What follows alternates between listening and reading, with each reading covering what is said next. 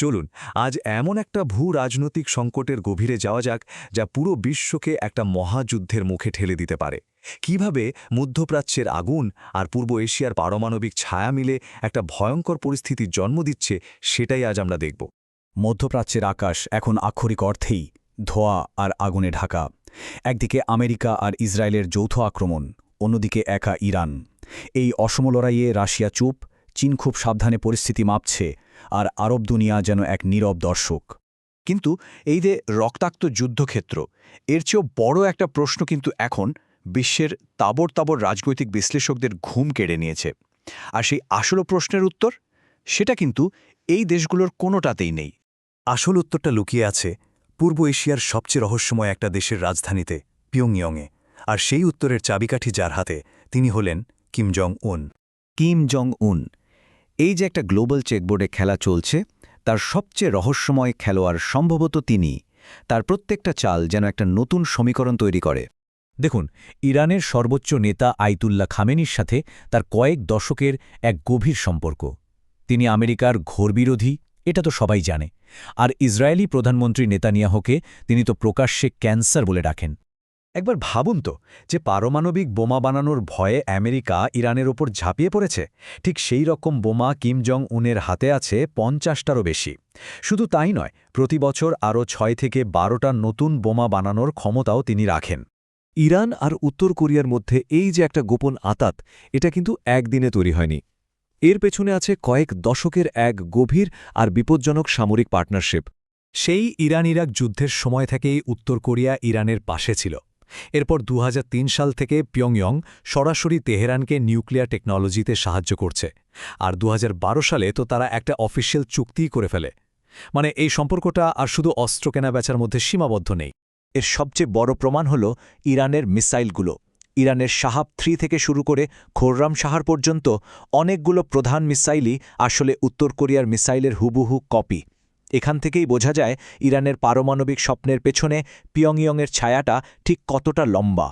কিন্তু প্রশ্ন হল, কিম জং উন কেন এত বড় একটা ঝুঁকি নিচ্ছেন? তার আসল উদ্দেশ্যটা কি? উত্তরটা লুকিয়ে আছে তার ব্যক্তিগত ভয় আর তার ফ্যামিলি প্ল্যানিংয়ের মধ্যে। কিম জং উন খুব ভালো করেই জানেন, ইরানের নিউক্লিয়ার প্রোগ্রাম যদি ধ্বংস হয়ে যায়, তাহলে আমেরিকার পরের টার্গেট হবে উত্তর কোরিয়া। তিনি বুঝতে পারছেন তার পারমাণবিক অস্ত্র নিয়ে প্রশ্ন ওঠাটা এখন শুধু সময়ের ব্যাপার। এর সাথে যোগ হয়েছে তার ব্যক্তিগত স্বাস্থ্য সমস্যা। হাই ব্লাড প্রেশার আর ডায়াবেটিস তাকে ভেতর থেকে দুর্বল করে দিচ্ছে। তাই তিনি খুব তাড়াতাড়ি তার নিজের বংশের হাতে ক্ষমতা তুলে দেওয়ার জন্য তৈরি হচ্ছেন। আর তার উত্তরসূরিকে জানেন, কিম জুয়ে, তার নিজের মেয়ে, যার বয়স মাত্র ১৩ বছর। ভাবা যায়, ১৩ বছরের এক কিশোরীর হাতে ৫০টা পারমাণবিক বোমার কন্ট্রোল তুলে দেওয়ার কথা ভাবা হচ্ছে। আর কিম তার মেয়েকে তৈরি করতে কোনো ত্রুটি রাখছেন না।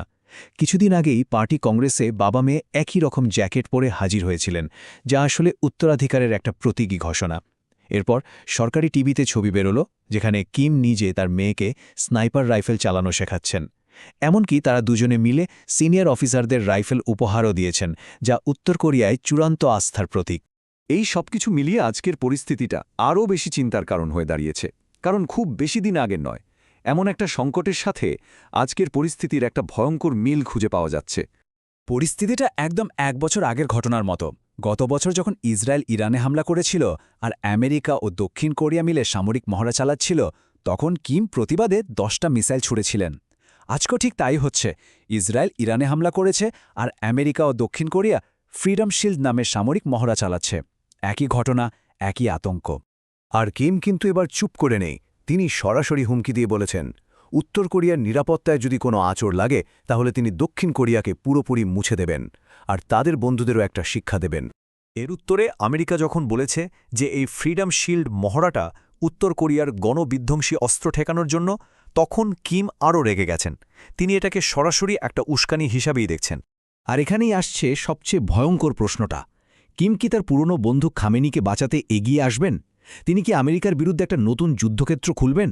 যদি তিনি সত্যিই এই সিদ্ধান্তটা নেন, তাহলে মধ্যপ্রাচ্যের এই যুদ্ধ আর আঞ্চলিক থাকবে না। এটাই হয়ে উঠবে তৃতীয় বিশ্বযুদ্ধের সেই স্ফুলিঙ্গ, যা পুরো পৃথিবীকে জ্বালিয়ে দিতে পারে। আর সেই যুদ্ধে কে জিতবে বা হারবে, তা হয়তো বলার জন্য কেউ থাকবে না।